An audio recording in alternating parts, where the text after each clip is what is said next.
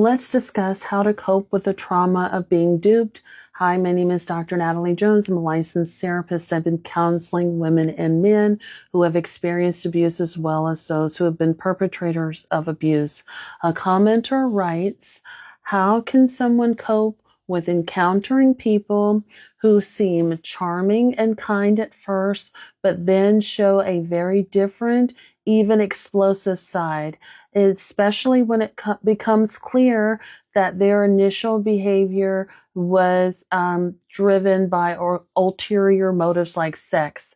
How can we avoid internalizing the shock, guilt, or shame of feeling duped after the mask slips? For example, I recently talked to a man for a month before realizing his true character during a trivial disagreement, and he ghosted with no apology. This is a great question.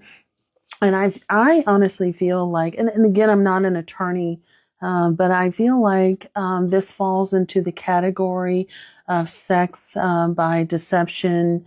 And I did post on that a little while back, where men pretend to like women for the goal of obtaining sex. And I'll be honest with you,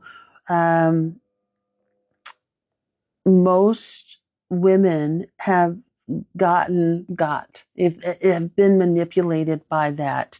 And that's why I feel like there's such an explosion on like advice and tips and things like that on TikTok and beyond, because a lot of women are coming to terms with the fact that, men did not like them.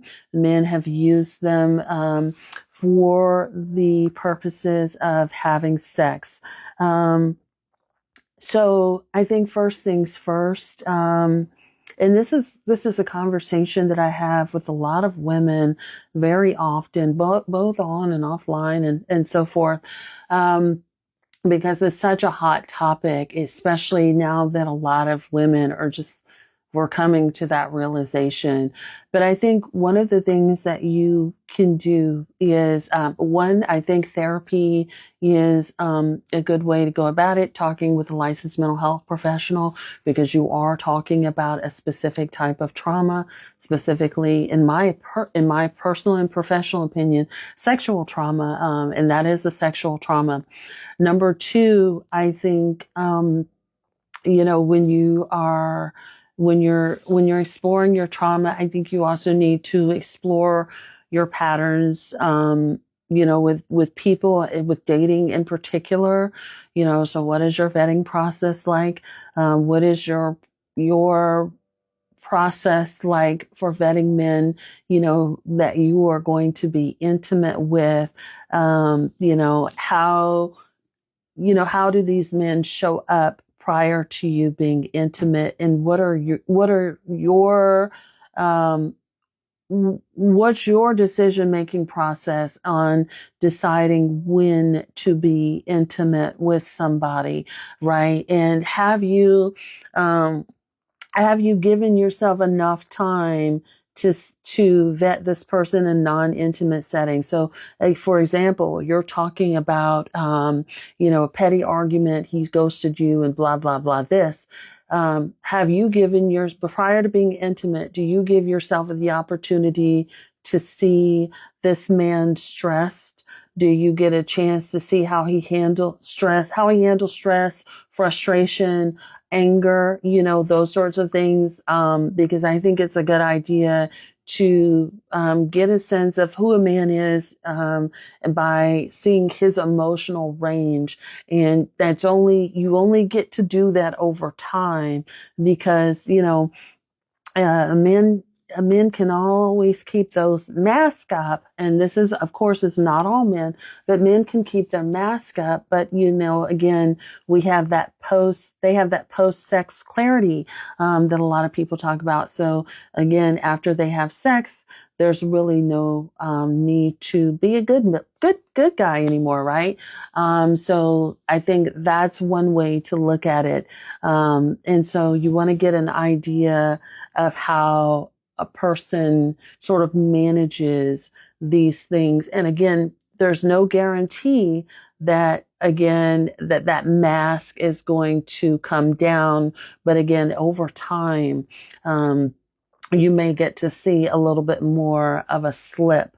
So I think one thing it's good is that you can kind of go back and reflect on, with a therapist about, just sort of how you're navigating relationships. If you had sex with him, and he just ghosted you after a month, that means to me that things may have moved pretty fast with the two of you. And I don't think that that's like, I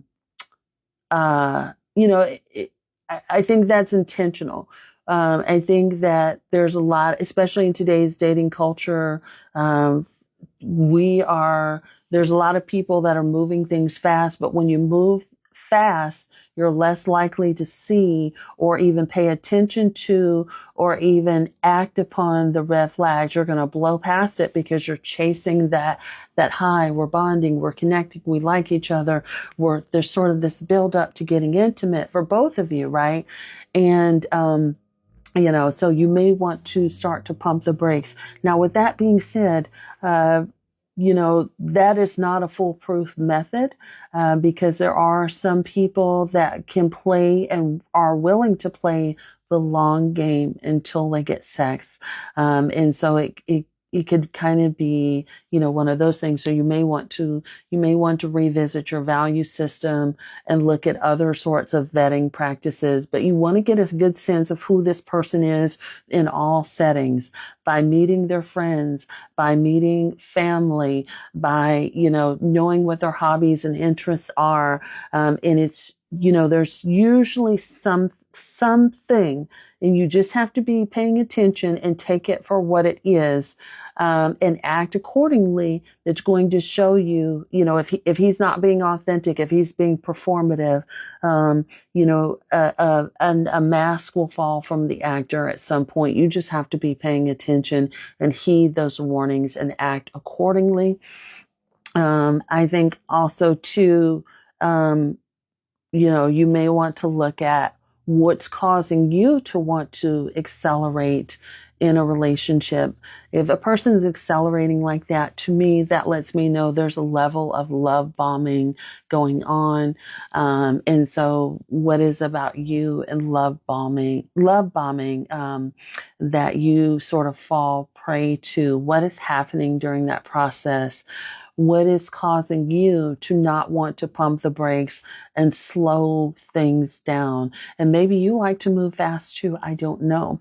But, you want to kind of look at like what your behavior is and all of this. And maybe there's an aspect of you that is also performative too. And the way performativeness comes across in women is women like, I want to be liked. I'm very interested in dating. I'm very interested in marriage. And I really, really want this to work out. So I'm going to say yes to things that I wouldn't necessarily say yes to, right? Because I'm really interested in this guy, and maybe he's like the best dating candidate that I've had in a long time. Maybe dating in itself makes me anxious, so those sorts of things that you maybe want to consider while you're dating and you're going through your own sort of vetting process. So that's something to maybe think about, in your own sort of thing. And I think, lastly, what I would say is you definitely want to raise your standards and your boundaries. Whatever they're at now, they're not high enough. Because usually men that have no intention on staying with you or taking you seriously will rush things. So you need to, because they can only offer up themselves for a short amount of time, and they're only going to show a certain part of their identity, which is usually not even really theirs. It might even be the last woman that they dated. So you need to raise your standards, raise your boundaries, and really sort of tighten up on that. And that comes with practice.